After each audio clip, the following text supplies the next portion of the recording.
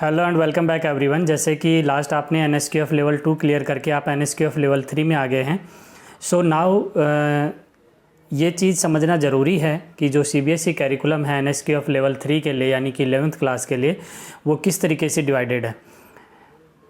जैसा कि आप लोगों को पता है कि आपका जो कैरिकुलम है उसके अकॉर्डिंग आपका 100 मार्क्स का एग्ज़ाम होता है और 100 मार्क्स डिवाइडेड होते हैं 2 पार्ट्स के अंदर। One is your 60 and second one is your 40। Now जो आपके 60 मार्क्स हैं वो थ्योरी के होते हैं, जो 40 मार्क्स हैं वो आपके प्रैक्टिकल के होते हैं। नाउ बात करें अगर थ्योरेटिकल पोर्शन की, तो जो ये आपके 60 मार्क्स जो होते हैं, 60 मार्क्स जो होते हैं वो आपके 50 और 10 में डिवाइडेड होते हैं। ठीक है, 50 एंड 10। नाउ जो 50 मार्क्स जो आपके हैं वो सब्जेक्टिव स्किल के होते हैं। जो आपका कैरिकुलम है यानी कि जिसके लिए जॉब रोल है आपका वेब एप्लीकेशन, तो आप जो वेबसाइट डिज़ाइनिंग से रिलेटेड सब्जेक्टिव स्किल पढ़ते हैं वो आपके 50 मार्क्स कवर करती है थ्योरी के एग्ज़ाम में। और जो 10 मार्क्स जो आपके रह जाते हैं वो 10 मार्क्स आपके कवर होते हैं जनरल एम्प्लॉयबिलिटी मॉड्यूल या जनरल एम्प्लॉयबिलिटी स्किल के अंदर। ठीक है, जनरल एम्प्लॉयबिलिटी स्किल जो है, जनरल एम्प्लॉयबिलिटी जो मॉड्यूल है उसमें हम लोग सीखते हैं how we are going to be become a employee. जो एम्प्लॉय की जो क्वालिटी होती हैं, जो बीइंग एन एम्प्लॉय आपके अंदर जो ग्रूमिंग है उसको एनहेंस करने के लिए, यानी कि आपकी पर्सनैलिटी डेवलपमेंट और आपका जो बिहेवियर है वो किस तरीके से एक वर्किंग इन्वायरमेंट के लिए होना चाहिए, वो चीज़ें हम किस में सीखते हैं, जनरल एम्प्लॉयबिलिटी मॉड्यूल में सीखते हैं, जैम में सीखते हैं। 10th में भी आपने देखा होगा। अब बात कर रहे हैं हम लोग, जो आपका जनरल एम्प्लॉयबिलिटी मॉड्यूल है वो फर्दर 5 यूनिट्स में डिवाइडेड है और उसको हम स्टेप बाय स्टेप स्टडी करेंगे।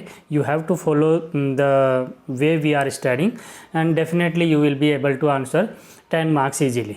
ओके, सो स्टार्ट करेंगे पहली यूनिट से, जो कि है आपका कम्युनिकेशन स्किल। ठीक है, बहुत ही इंपॉर्टेंट स्किल है। जब भी आप बात करते हैं जॉब की कि मुझे 12th के बाद जॉब के लिए जाना है, तो सबसे पहला जो आपका हर्डल होता है वो कम्युनिकेशन स्किल होता है। समटाइम्स आपका इंटरव्यू जो आपसे ले रहे हैं, इंटरव्यूअर जो है, एम्प्लॉयर जो है, वो आपसे जो लैंग्वेज में आपसे बात करता है और आप आंसर नहीं कर पाते हो। तो बहुत सारे स्टूडेंट्स का ये कॉमन क्वेश्चन होता है कि सर क्या इंग्लिश ही तरीका है जॉब गेट करने का, जॉब पाने का? तो ऐसा नहीं है। एक्चुअली होता क्या है, आप अपने मैसेज को डिलीवर कैसे करते हैं, कन्वे कैसे करते हैं। अगर आपका मैसेज सामने वाले तक अच्छे से पहुंच रहा है, समझ रहे हैं, समझ पा रहे हो, आप अपनी बात को समझा पा रहे हो, तो वो एक अच्छा कम्युनिकेशन है, इफेक्टिव कम्युनिकेशन है। ठीक है, तो communication means to convey your message to another one. Fine.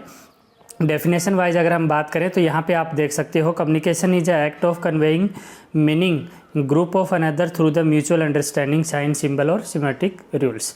ठीक है, कि आप अपनी जो आपका हो रहा है, आप अपने कोई भी आपके थॉट्स हैं वो आप अगर सामने वाले को समझा सकते हैं जिससे आप बात कर रहे हैं, जो एम्प्लॉयर है या जो भी आपका ग्रुप मेंबर है, तो आप एक अच्छे कम्युनिकेटर हैं, आप अच्छा कम्युनिकेशन कर पा रहे हैं।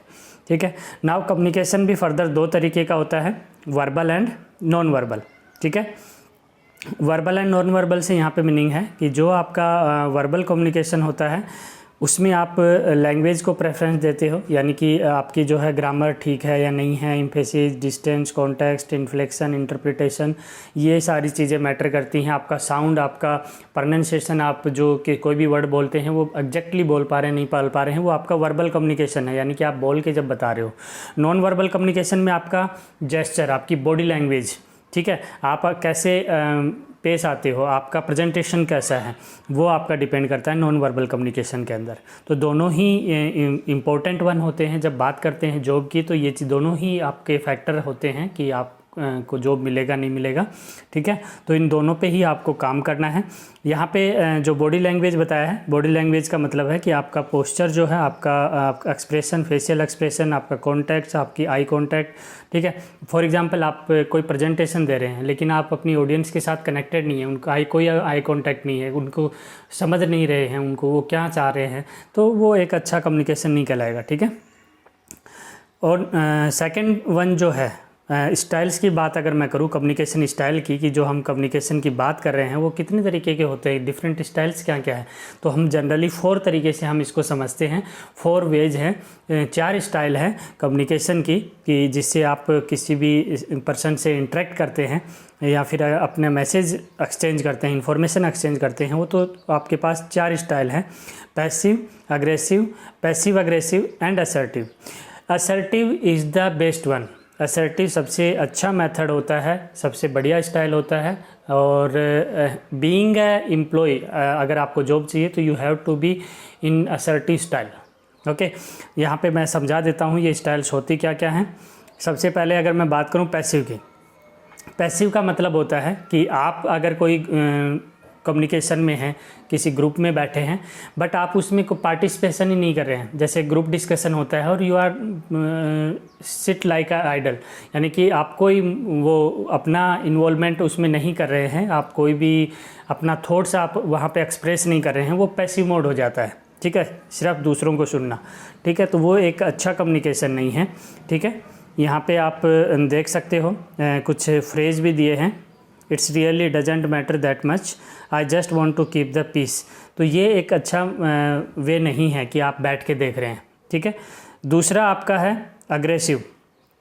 अग्रेसिव जो कम्युनिकेशन स्टाइल है वो भी अच्छा नहीं माना जाता है। अग्रेसिव स्टाइल में आप किसी को एम्फेसाइज करते हैं, किसी पे गुस्सा करते हैं, लाउडली आप बोलते हैं। ठीक है, आई कॉन्टैक्ट करके आप उसको धमकाते हैं, थ्रेटनिंग करते हैं। ठीक है, तो ये सारी चीज़ें किस में आती हैं, किसी को क्रिटिसाइज़ करना, किसी को ब्लेम करना। These all are aggressive kind of communication style, जो कि नहीं होना चाहिए। I am right and you are wrong, मैं ठीक हूँ आप गलत हो, getting way to matter what. ठीक है, मैं अपने हिसाब से करूँगा चाहे कुछ भी हो जाए, इट्स ऑल योर फॉल्ट, ये सारी आपकी गलती है। तो आप अगर एक कम्युनिकेशन कर रहे हैं, आप एक टीम में मेंबर हैं, आप टीम को लीड कर रहे हैं, तो ये सारी चीज़ें आपका जो इम्प्रेशन है वो बिल्कुल ख़राब कर देती हैं कम्युनिकेशन के। अगर कम्युनिकेशन की हम बात करते हैं तो you need not to be aggressive during the communication time. Now next one is your passive and aggressive. Passive mode भी है और अग्रेसिव भी है, यानी कि आप अपना इन्वॉल्वमेंट नहीं दे रहे, लेकिन जो भी इन्वॉल्वमेंट आपका लिटिल बिट इन्वॉल्वमेंट है वो भी अग्रेसिव मोड में है, तो वो आपका पैसिव अग्रेसिव स्टाइल कहलाता है, जो कि बिल्कुल मैं कहूँगा कि सही नहीं है। ठीक है, you have to be assertive. ठीक है, अगर आप एक अच्छे कम्युनिकेशन इस्टेब्लिश करना चाहते हैं, एक अच्छे कम्युनिकेटर बनना चाहते हैं, एक अच्छा एम्प्लॉय बनना चाहते हैं, you need to be assertive. आपको कम्युनिकेशन कौन सा फॉलो करना है, असर्टिव स्टाइल फॉलो करना है। ठीक है, express their own needs, desires, ideas, feelings while considering the needs of others. हमारे जो थॉट्स हैं वो शेयर करने के साथ साथ हम जो हमारे अदर्स मेंबर्स हैं उनके भी थॉट्स को इम्पोर्टेंस दें, उनको भी आप बराबर वेटेज दें, then that communication will be assertive style. ठीक है, यानी कि अपने साथ में जो अदर टीम मेंबर्स हैं उनके राइट्स को भी आप रेस्पेक्ट दें, तो वो आपका एक अच्छा कम्युनिकेशन होता है। और being a team leader you need to be do this. और रोल प्ले आप कर सकते हो। अगर हमारी क्लासेज होंगी, लाइक कोविड सिचुएशन है, अगर फिजिकल क्लास हुई तो हम कोशिश करेंगे इसको कंडक्ट करवाने की, अदरवाइज़ फिजिकल मोड में भी I will explain how you can do this. Okay, now ये हो गया हमारा। नेक्स्ट हमारा आता है राइटिंग स्किल, जो कि हम नेक्स्ट वीडियो में स्टार्ट करेंगे।